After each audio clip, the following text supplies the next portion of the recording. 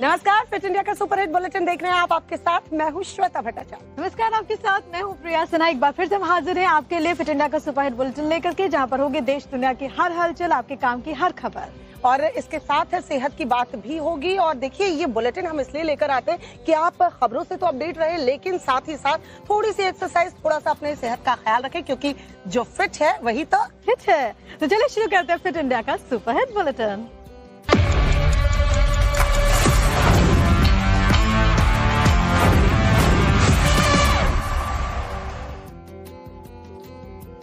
तो सबसे पहले बात उस खबर की जो कि आपसे जुड़ी हुई है, क्योंकि दिल्ली एनसीआर में दूध के रेट बढ़ चुके हैं। जी हाँ, अमूल और मदर डेयरी दोनों ये दूध के प्राइसेस उन्होंने बढ़ा दिए हैं। आधी रात से कीमतें लागू कर दी गई हैं। 2 रुपए प्रति लीटर दूध के दाम बढ़ा दिए गए। आज जब आप घर से दूध लेने सुबह सुबह निकलेंगे तो ये प्राइसेस बढ़े हुए आपको मिलेंगे। मदर डेयरी का टोकन मिल्क अब 58 रुपए प्रति लीटर हो गया। इसी तरीके से अमूल गोल्ड का नया दाम है 70 रुपए। यानी कि आज सुबह जब आप दूध खरीदने के लिए निकल रहे होंगे तो आपको जेब थोड़ी और ढीली करनी होगी।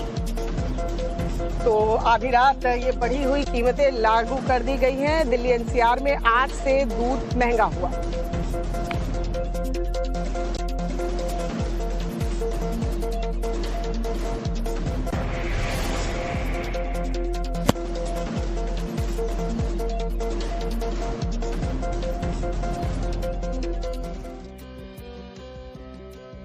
और चलिए अब आपको बताते हैं कि जो बढ़ी हुई रेट है उसके अकॉर्डिंग आपको कितनी कीमत देनी होगी। दरअसल मदर डेयरी का टोकन मिल्क अब 56 के बजाय 58 रुपए में मिलेगा। इसके अलावा जिस फुल क्रीम दूध को आप पहले खरीदते थे कम पैसे में अब आपको 72 रुपए देने होंगे। मदर डेयरी जो टोन्ड मिल्क है उसके लिए आपको 60 रुपए खर्च करने होंगे।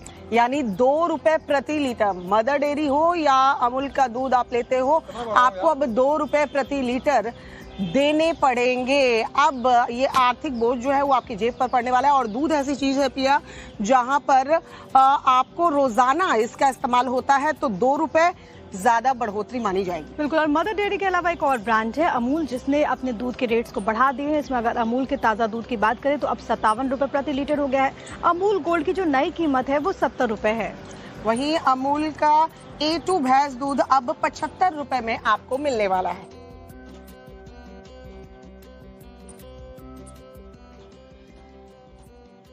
और चलिए एक और बड़ी खबर आपको बताते हैं। रिजर्व बैंक के गवर्नर संजय मल्होत्रा ने पेट्रोल डीजल महंगा होने के संकेत दे दिए हैं। बड़ी खबर है, संजय मल्होत्रा ने कहा कि मिडिल ईस्ट में यही स्थिति रही तो दाम बढ़ना तय है। इससे पहले आपको मालूम है कि बढ़ोतरी नहीं हुई है, लेकिन अब इस बात को लेकर के आशंका है कि एक बार रेट बढ़ सकते हैं। महंगे क्रूड ऑयल का भार ग्राहकों पर डालना ही होगा, ये आरबीआई गवर्नर की तरफ से कहा गया। स्विस नेशनल बैंक और इंटरनेशनल मॉनेटरी फंड के एक कॉन्फ्रेंस में बोलते हुए आरबीआई गवर्नर संजय मल्होत्रा ने ये कहा कि अभी तक सरकार ने पेट्रोल डीजल के दाम नहीं बढ़ाए, लेकिन ये स्थिति लंबे समय तक रही तो दाम बढ़ाने ही होंगे। Has now, as of now, only marginally allowed the higher prices of crude.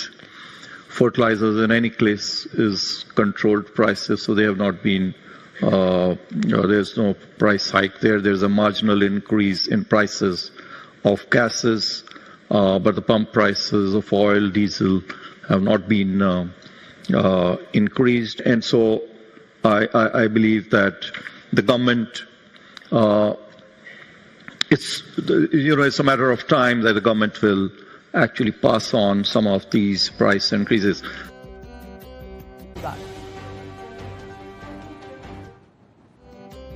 अब बात करते हैं यूपी की, जहां पर आंधी तूफान का कहर देखने को मिला है। 62 लोगों ने जान गंवा दी अलग अलग जगहों पर।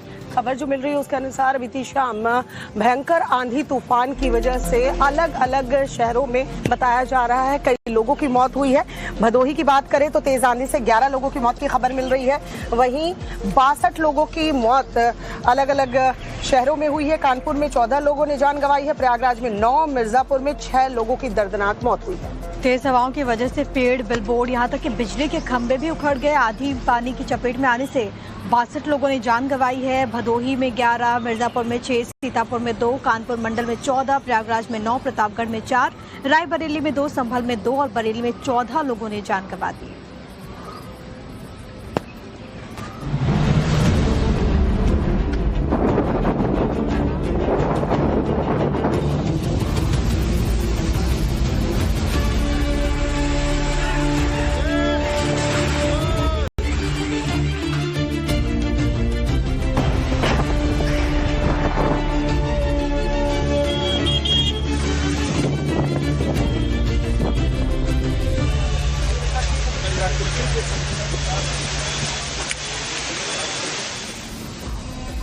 तेज आंधी तूफान और बारिश ने बीती शाम यूपी के कई जिलों में जमकर कहर बरपाया है।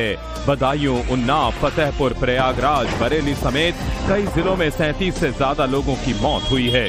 तेज आंधी और बारिश के साथ गिरे ओलों की वजह से न सिर्फ जगह जगह पर पेड़ जड़ से उखड़ गए, बल्कि लोगों के परिवार भी उजड़ गए।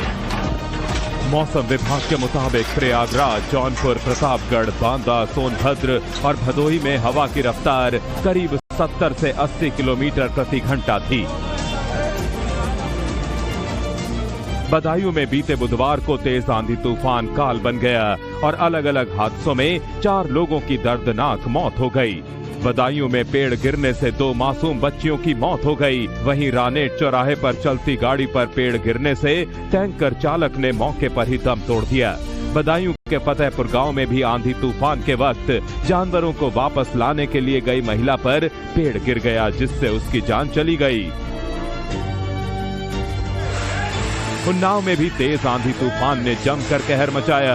दोपहर में अचानक मौसम बदलने के साथ तेज हवाएं चलने लगी, जिससे शहर भर में कई पेड़ गिर गए। पेड़ों के गिरने से कुछ समय के लिए सड़कों पर आवाजाही भी रुक गई।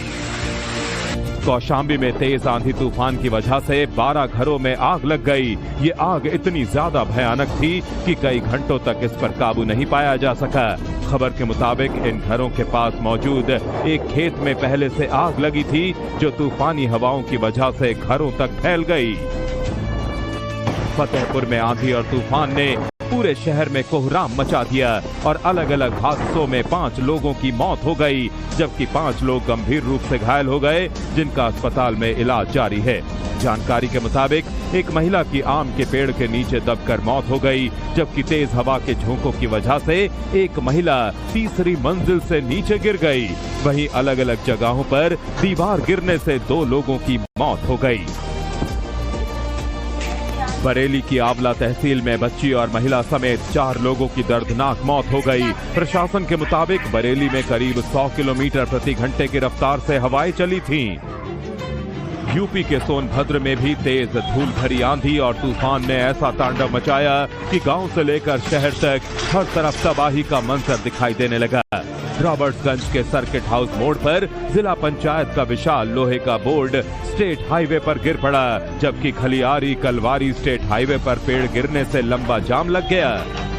वाराणसी में तेज आंधी से जगह जगह पर नुकसान हुआ, लेकिन बाद में हुई झमाझम बारिश ने मौसम को खुशनुमा बना दिया। यूपी में भयंकर आंधी, तूफान और बारिश से हुए नुकसान पर सीएम योगी ने तत्काल संज्ञान लिया और अधिकारियों से राहत कार्य 24 घंटे में पूरा करके पीड़ितों को मुआवजा देने को कहा। सीएम ने सभी डीएम को फील्ड पर निकलकर पीड़ितों की हर संभव मदद देने के निर्देश दिए हैं। गोवा, उत्तराखंड और गुजरात के बाद अब असम भी यूसीसी लागू करने वाला है और इसकी तारीख जो है वो तय हो गई है। सरकार बनते ही हिमंता बिस्वा शर्मा ने यूसीसी के ड्राफ्ट को मंजूरी दे दी है, जिसके बाद कहा जा रहा है कि विधानसभा में इसके पेश होने का रास्ता साफ हो चुका है। हिमंता ने जो कहा वो किया। कुर्सी संभालते ही असम के मुख्यमंत्री हिमंता बिस्वा शर्मा का बहुत बड़ा फैसला। पहली कैबिनेट में ही यूनिफॉर्म सिविल कोड यानी यूसीसी का रास्ता साफ। जिस चुनावी वादे को लेकर हिमंता दूसरी बार असम के सीएम बने, उसे अब वो पूरा करने जा रहे हैं। असम में हिमंता सरकार ने यूसीसी को लेकर बड़ा कदम बढ़ा दिया है। सरकार बनते ही कैबिनेट की पहली मीटिंग में हिमंता बिस्वा शर्मा ने यूसीसी लागू करने को मंजूरी दे दी है। यूनिफॉर्म सिविल कोड के ड्राफ्ट को मंजूरी मिलने के बाद 26 मई को विधानसभा सत्र में बिल को पेश किया जाएगा। राज्य सरकार ने आदिवासी जनता को इस बिल के दायरे से बाहर रखने का फैसला लिया है। हमारे भारतीय जनता पार्टी का जो इलेक्शन मैनिफेस्टो थे, इसमें हमारे कमिटमेंट था कि हम असम में यूसीसी को लागू करेगा।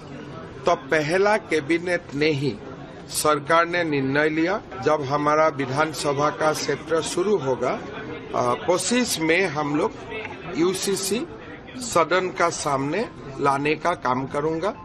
एक हिसाब से बीजेपी का इलेक्शन मैनिफेस्टो का एक बड़ा प्रॉमिस हमने आज पूरा करने का काम किया। कैबिनेट की मोहर के बाद असम समान नागरिक संहिता लागू करने की राह पर चलता दिख रहा है।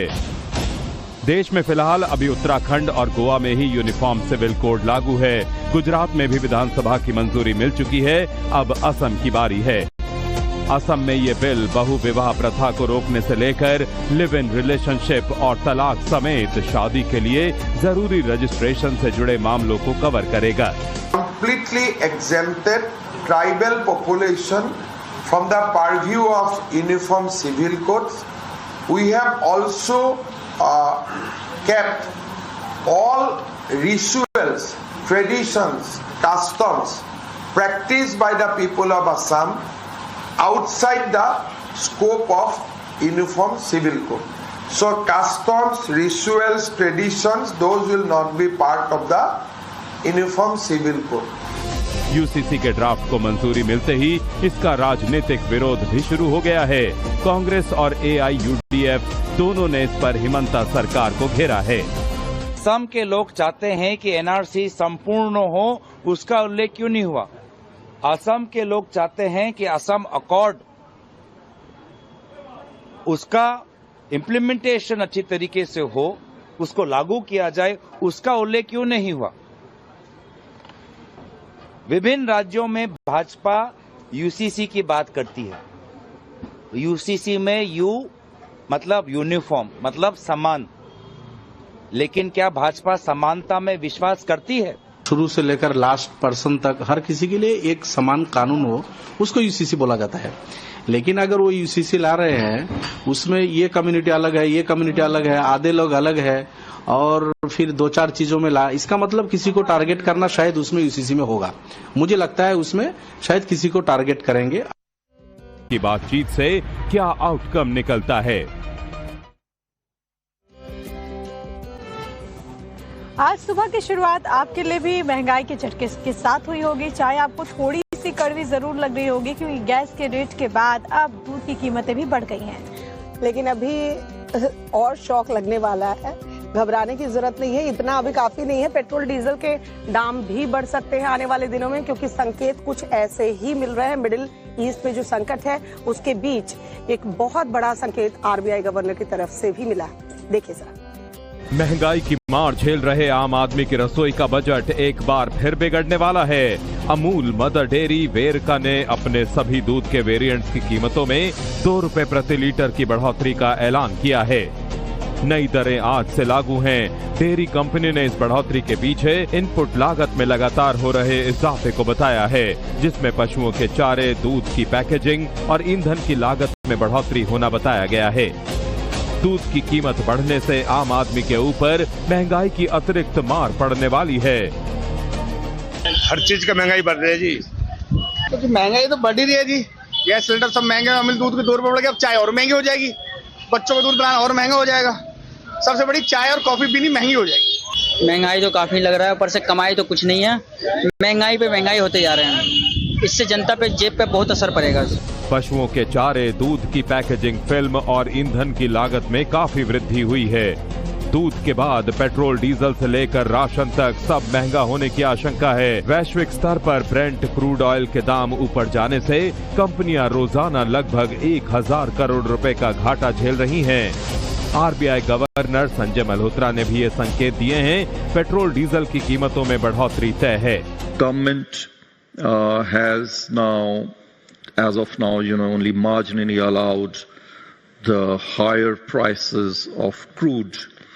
Fertilizers in any case is controlled prices, so they have not been, there's no price hike there. There's a marginal increase in prices of gases, but the pump prices of oil, diesel have not been increased. And so I believe that the government, it's a matter of time that the government will actually pass on some of these price increases. सरकार वास्तव में इन मूल्य वृद्धि का कुछ हिस्सा उपभोक्ताओं पर डाल सकती है। ये सिर्फ समय की बात है। और चलिए बात पश्चिम बंगाल की। पश्चिम बंगाल के सीएम शुभेंदु अधिकारी ने भवानीपुर में विजय रैली निकाली, तो पूरी रैली में जय श्री राम के नारे गूंजने लगे। सड़कों पर शुभेंदु की एक झलक पाने के लिए लोग काफी ज्यादा बेताब भी नजर आए और सबसे बड़ी बात है कि लगातार वो ताबड़तोड़ फैसले ले रहे, जिसकी वजह से बदमाशों में इस वक्त खौफ है। पश्चिम बंगाल के मुख्यमंत्री और भवानीपुर से विधायक शुभेंदु अधिकारी ने अपने विधानसभा में एक विशाल विजय रैली का नेतृत्व किया। ये इलाका लंबे समय से पूर्व मुख्यमंत्री ममता बनर्जी का राजनीतिक गढ़ माना जाता रहा है और यहाँ बीजेपी का ये पहला बड़ा शक्ति प्रदर्शन था। भवानीपुर इलाके में चेतला से शुरू हुई ये विक्ट्री मार्च और धीरे धीरे ये जा रही है कैमल स्ट्रीट की ओर। आपको बताते हैं कि बड़ी संख्या में यहाँ पर जो है लोग मौजूद हैं, जो है तस्वीर पाना चाह रहे हैं और एक झलक पाना चाह रहे हैं शुभेंदु अधिकारी की। आप देखिए ये एक लंबा रूट है इस रोड शो में जहाँ शुभेंदु अधिकारी ने भाग लिया। ये एक साइड मोड़ का इलाका है। आप देखिए लोगों में कितना उत्साह है लोगों में, किस तरह से लोग उनको घेर के खड़े हुए हैं। हर कोई उनकी एक झलक पाने की कोशिश कर रहे हैं। इस रैली में बीजेपी कार्यकर्ताओं और समर्थकों की भारी भीड़ उमड़ी। नेता कार्यकर्ता पूरे इलाके में भगवा झंडे लहराते रहे और शुभेंदु दा जिंदाबाद के नारे गूंजते रहे। रोड शो के दौरान समर्थकों की भारी भीड़ उमड़ी और लोग उनसे हाथ मिलाने और एक झलक पाने की कोशिश करते दिखे। एक तरफ तो रैली के जरिए बंगाल में बीजेपी लोगों को बदलाव का एहसास करा ही रही है, उधर पश्चिम बंगाल में नई सरकार ने नए निर्देश जारी किए हैं। अवैध मवेशी बाजार पर कार्रवाई, सर्टिफिकेट अनिवार्य, खुले में वध पर पाबंदी, नियम तोड़ने पर जेल और जुर्माना दोनों। इसके साथ ही बंगाल में पोस्ट पोल हिंसा केसों की समीक्षा भी होगी। पुराने मामलों को फिर खोलने के निर्देश दिए गए हैं। अब राज्य पुलिस 2021 विधानसभा और 2023 पंचायत चुनाव के बाद हुई हिंसा के मामलों की दोबारा जांच करेगी। कुल मिलाकर अब बंगाल में पॉलिटिकली बदलाव हुआ है, उसका असर हर जगह देखने को मिलेगा। अगली खबर भी पश्चिम बंगाल से जुड़ी हुई है, जहां पर अतिक्रमण पर अवैध रूप से कब्जा करने वालों की अब खैर नहीं है। जो लोग नियमों की अनदेखी करेंगे उन पर भी एक्शन होगा। यूपी का मॉडल अपनाया गया है। शुभेंदु अधिकारी भी ठीक मुख्यमंत्री योगी आदित्यनाथ की राह पर चलते हुए नजर आ रहे हैं और इस बार शुभेंदु अधिकारी का बुलडोजर गरजा है। देखिए रिपोर्ट।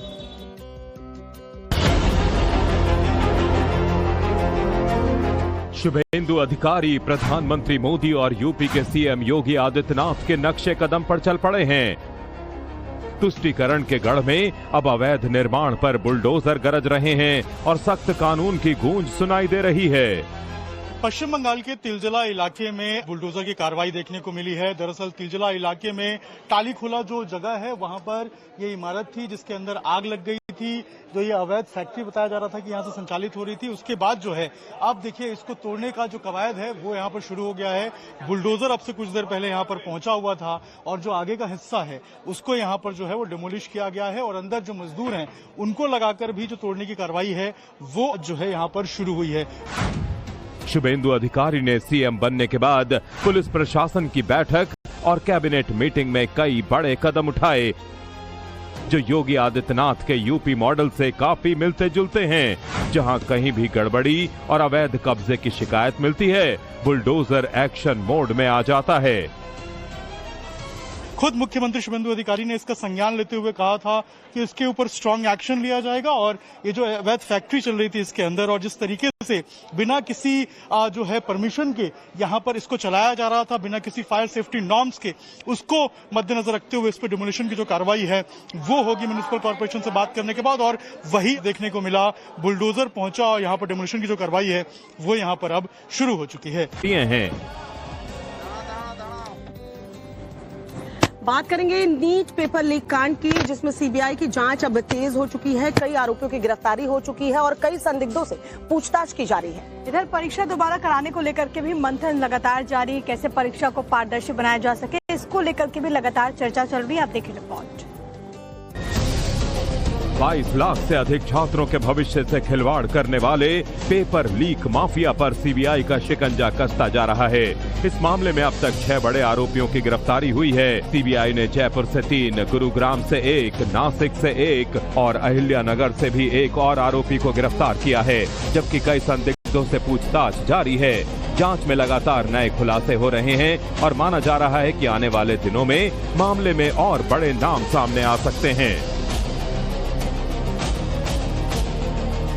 अब तक जो आरोपी गिरफ्तार हुए हैं, उनके पास से तलाशी के दौरान मोबाइल फोन समेत कई इलेक्ट्रॉनिक डिवाइस और आपत्तिजनक सामग्री सीबीआई की टीम ने जब्त की है।